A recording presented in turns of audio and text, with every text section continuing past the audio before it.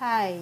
So, welcome sa channel na to. Ang topic natin ngayon ay Fire Signs, Aries, Leo, and Sagittarius, Kapalaran Horoscope. Palalaman po ng mga video ko ay timeless general reading at for entertainment purposes lamang. So, expect na po natin na ang reading ay pwede mag-resonate sa'yo, pwede rin hindi, at pwede rin mag-resonate sa taong iniisip mo ngayon. Kung hindi man para sa'yo ang reading, pwede mo namang panoorin din ang Moon, Rising, and Venus signs mo. So, game, magsimula na tayo. Past, present, at future spread ang gagawin natin. So, magsimula tayo sa past. Oy, naging 6. Actually, 5 lang dapat pero naging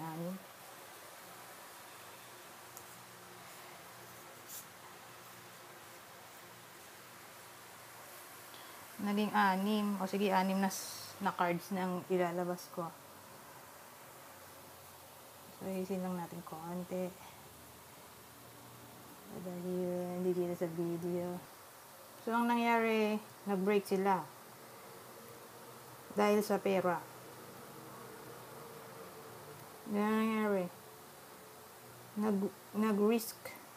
Pwedeng nag-risk ng malaking pera sa pagbili ng kung ano-ano or nag-risk magtayo ng business.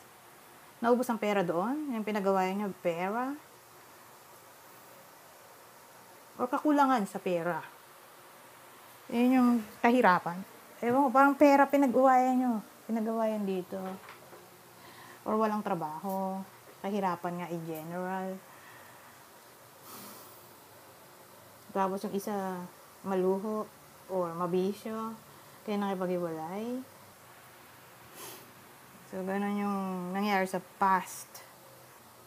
Or pwedeng, ang reason ng hiwalayan ay dahil sa kapatid. May umepal na kapatid. Or kaaway. May kaaway na kapatid. Kapatid na lalaki. Or nag-away dahil sa pinsan. So, yun, ganun yung nangyari. Nag-break.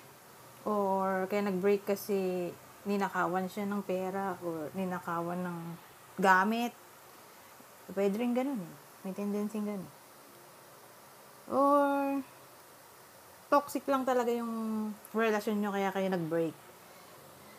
Anyways, punta tayo sa present. Ano nang nangyayari sa present?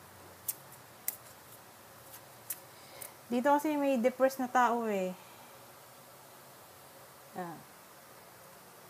Depressed yung connection o ganyan. Nakakalokang connection na nangyari kaya nag-break. Pero iba talaga pwedeng dahil sa pera or trabaho. O may kinalaman sa pera o may kinalaman sa trabaho. Sa present. Ay.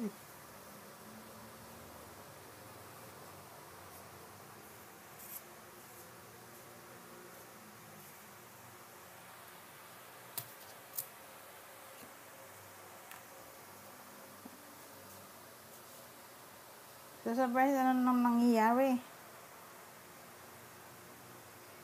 So, nag-separate sa past mo sa present. Ano ba eh? Reading ng kasal. May ano tayo dito? Senyalis na kasal. So, nag-break nung past, nung present, kayo pa din. Kaya lang, merong evil person dito.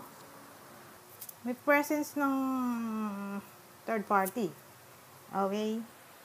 Regardless kung anong gender, pero specifically, babae. May babae tayo dun, no?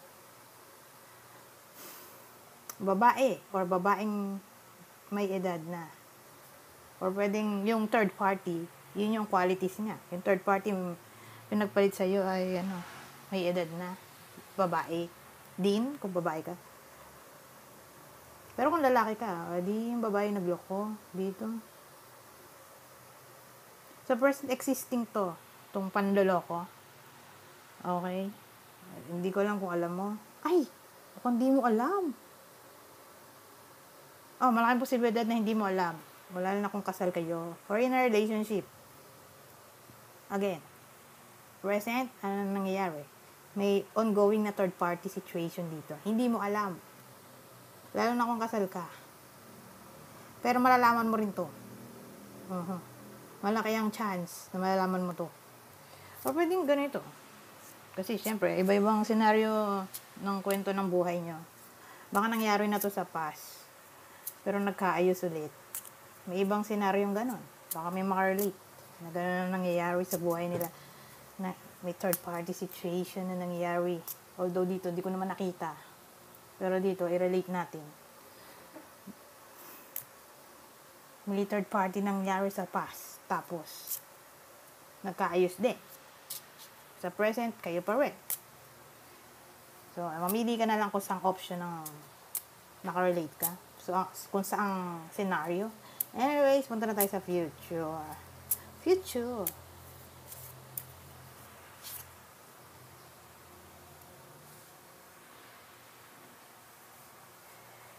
Future.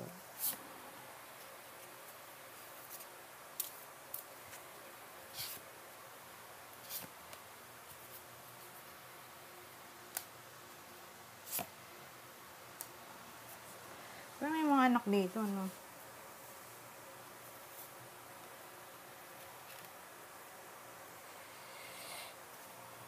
So, sa future, sabihin natin naghiwalay kayo. Hiwalay pa rin kayo hanggang ngayon. Sabihin natin sa future, hiwalay kayo. Nabawa, sa future, hiwalay kayo sa present, ha? Para to sa, naghiwalay sa present. Okay? Nahiwalay pa rin siya hanggang ngayon sa present. Yung future niya, ito dito. Expect natin na baka mag-message all of a sudden yung partner mo. At matapik ang mga anak ninyo. Lalo na kung dalawang anak nyo, babae at lalaki. Or may mga anak kayo, in general. Or dalawang anak nyo.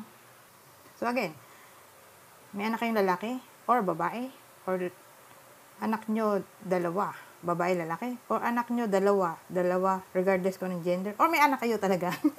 Okay, yan. Mukhang mapag-uusapan nyo ang topic ng mga anak ninyo.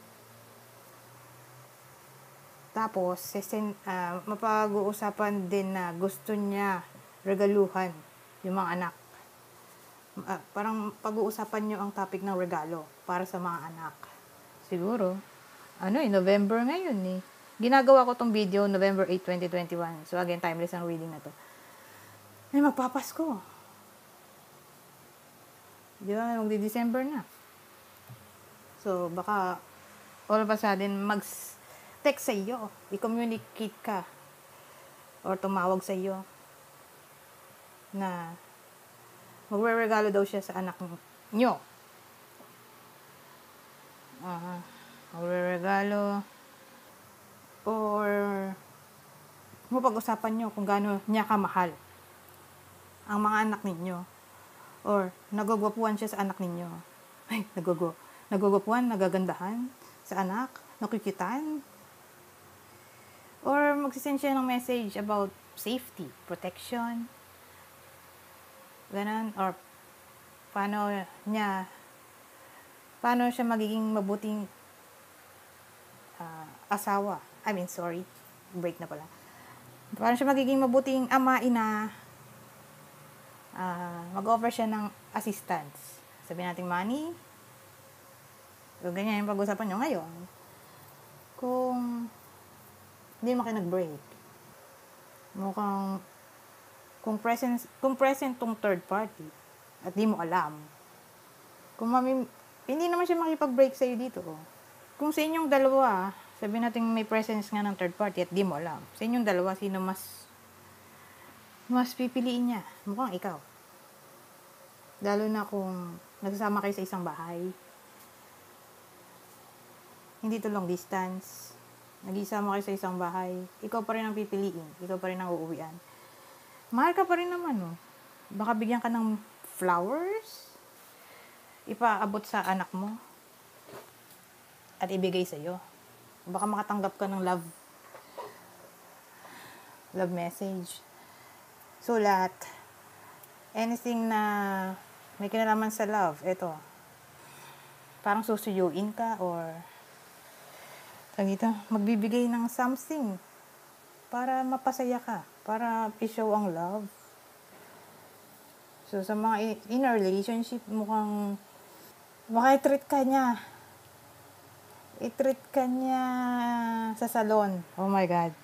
Hindi na to base sa cards, pero base na lang sa isip ko. Ang hirap kasi. Nasabi ko na lahat ng pwedeng sabihin dyan sa cards. So, sa intuition siguro, i-treat ka niya ng salon. Pa-rebond ka or ewan ko. Para gumanda ka ulit. Dito. Bigyan ka ng pera para pampaganda. Pambili ng gamit na gusto mo, bag, damit. Ayun. Anyways, hanggang dito na lang. Goodbye for now.